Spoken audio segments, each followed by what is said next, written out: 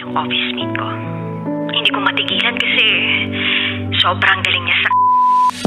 Rocky's Secret Files. Secret Files. It's the kind of bleep you never knew existed. Kunwari inosente, pero boy naman pala. Rocky's Secret Files. Secret Files.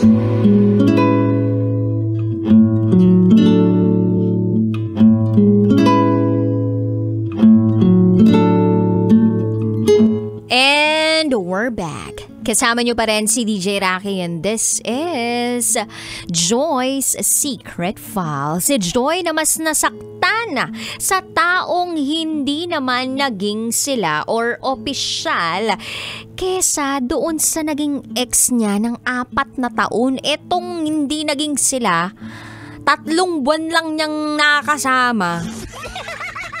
Tapos yung ex niya 4 na taon pero mas iniyakan niya to, naglaslas pa siya. Pero buti na lang ngayon, she is in a right environment with the right person and with the right mindset. Hopefully. So ngayon, pakinggan na natin ang mga kabisyo natin nag-share ng kanilang mga thoughts, comments, suggestions, and violent reactions. Ito pong sabi ni Jom Church Main. Hi Joy, bakit kasi pinatattoo agad? Ayan ang hirap burahin physically and emotionally yung taong naging bahagi ng buhay mo. Darating din ang taong para sa'yo, pero ganyan talaga ang love. Minsan kailangan mong sumugal para malaman mo kung sino ba talaga ang para sa'yo. Go lang, enjoy life. Hello to Jesus is Lord Global Ministry Main Church. Maraming salamat po sa inyo. True, bakit naman kasi pinatattoo agad? Eto pag magjowa pa lang kayo, huwag kayong gagawa ng mga bagay o huwag kayong gagawa ng something sa sarili ninyo na pang-permanente. Oo, kasi yan ang magiging sign na hindi kayo magtatagal. Yung tipong pag pinatattoo mo yung itsura ng jowa mo sa balat mo, o kaya nagpatattoo ka ng pangalan ng jowa mo sa balat mo, ay, senyales na yan na hindi kayo magtatagal. O kahit hindi mo pa jowa, o imagine ninyo, pinatattoo niya yung pangalan o itsura, hindi ko alam kung anong pinatattoo talaga mismo ni Joy sa balat niya. Pero more so ang pinatattoo ay si Brielle. Hello, hindi nga naging sila, hindi nga naging opisyal Ano yung dalulo lang, gano'n. Dinadasalan mo tuwing gabi bago ka matulog na maging akin ka, babalikan mo ko, yung gano'n. Ay nako. Anyway, eto naman po ang sabi ni Aris Jordan Santos. Minsan o madalas, pag may problema tayo, doon lang tayo nakafocus sa problema. Nakakalimutan natin kung paano maging masaya. Nakakalimutan ang aral na pinagdaraanan natin. Maikli ang buhay kaya wag mong sayangin sa taong hindi ka kayang mahalin. At pahalagahan, hindi solusyon ang paglalaslas o pagkitil ng buhay. Masarap mabuhay, maraming dahilan para mabuhay, kaya lagi mong piliing maging masaya. Yan po ay mula kay Aris Jordan Santos. True. Life may be unfair, but it is still good. Life may be unfair, but it is still good. May explanation ako dyan, pero mamaya ako sasabihin. Ito naman ang sabi ni Rizal Tolentine. Go. Hello po DJ Rocky, magandang hapon. Ang masasabi ko lang po sa ating Secret File Sender ngayon ay sometimes you just really need to let go and let God. So, in time, God will give us the person na totoong magmamahal sa atin, na hindi tayo lulukohin. True! Meron at meron talagang nakalaan para sa atin, naiingatan, pahahalagahan tayo. Ito naman sabi ni Mayumi. Good afternoon, DJ Rocky. Happy akong malaman sa dulo ng kwento mo ay natagpuan mo na yung taong mahal na mahal ka at mahal mo rin. Ang takeaway ko base sa kwento mo ay huwag mong gawing mundo ang isang tao kasi naging dependent doon ang emosyon mo. Kay Brielle, sana this time sa newfound love mo, independent na yung feelings mo. Yung hindi nakabase yung kaligayahan mo sa kanya. I still wish you all the best. Sana siya na hanggang dulo. Yun lamang po from Mayumi. True, huwag mong gawing mundo ang dapat tao lang. Eto naman ang sabi ni Lance Nogi Boy. Nakatutok lang ako sa kagandahan mo, DJ Rocky. Naloka ako sa kwento ngayon. Eto pa sabi ni Myra Dar. Buti naman at masaya ng puso mo ngayon. Sana tuloy-tuloy na yan. Minsan talaga dadaan muna tayo sa mga maling tao bago tayo mapunta sa tamang tao. Shoutout sa buong Team Rocketeers. Miss you guys. Salamat po.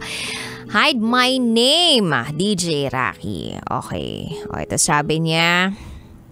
Nakipaghiwalay ka sa ex mo dahil lasinggero. Tapos ito namang si Brigel, gulong-gulo na sa ugnayan ninyo.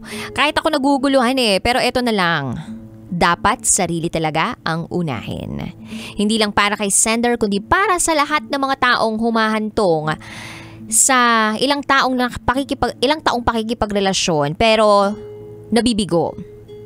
Yung tipong kahit sinasaktan na, malabo ang relasyon, hindi pa rin bumibitaw. Please unahin muna ang sarili.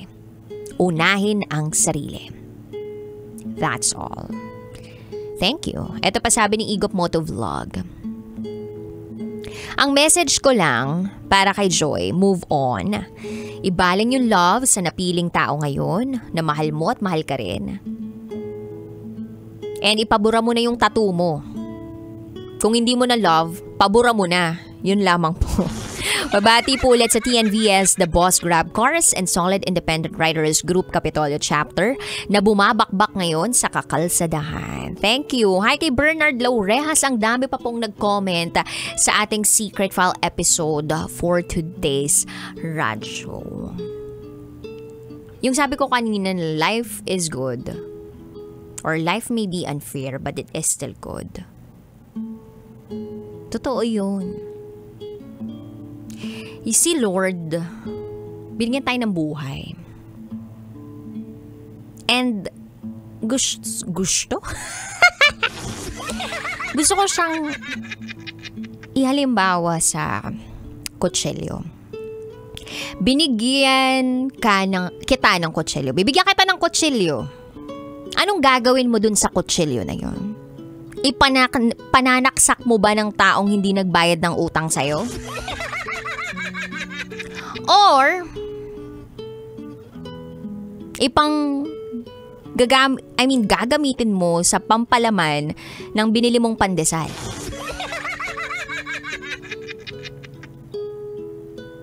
It is up to us kung paano natin gagamitin yung buhay na ipinagkaloob sa atin ng Panginoon.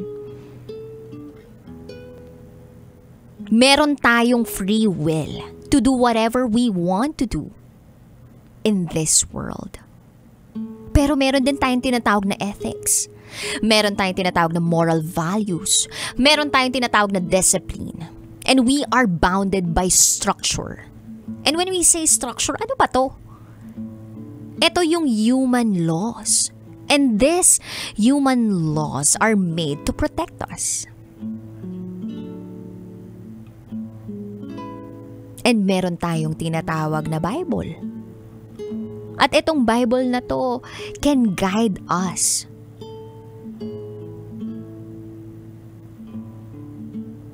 Pero hindi ibig sabihin nun, lahat ng nai-interpret natin sa mga nababasa natin yun, lahat yun, susundin na natin and all.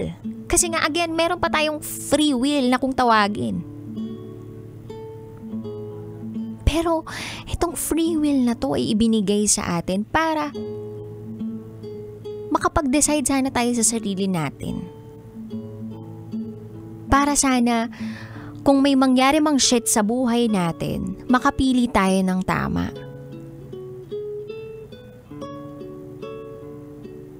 We cannot control the things happening around us. We cannot control people around us. But what we can control is our mindset. Ourselves. Yes, hindi natin dapat i-invalidate yung feelings natin, yung emotions natin. But we have to help ourselves. Kailangan natin bumangon kapag nadapa tayo. Kapag nasugatan tayo, kailangan natin itong gamutin. Minsan hindi natin kailangan ng tao na siya mismo yung gumamot sa atin. Minsan tayo na dapat yung gumawa ng paraan para magamot kung ano man yung sugat na meron tayo. Minsan, kailangan naman natin ng expert opinion kung paano tayo magagaling. Kaya nandyan yung structure, nandyan yung Bible, nandyan yung human laws to guide us. And sa larangan ng pag-ibig, wala naman talagang definite na rules and regulations. Although, nandun sa commandment na, thou shalt not kill. Thou shalt love your parents, honor your parents, diba? Bawal makiapid. Yan. Diyan papasok yan. Love one another. Yun naman eh.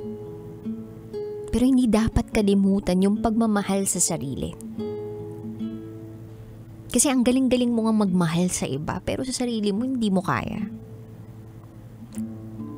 Paano ka makapagbibigay sa iba kung kapos na kapos ka? You have to fill your cup first before filling other cups. At hindi yun selfishness. That is self-care. And if you care for yourself, you also care for others. You can serve better others.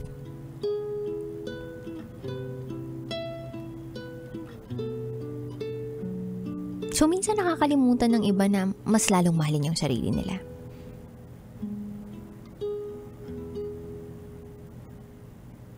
Dapat sobrang mahal mo yung sarili mo.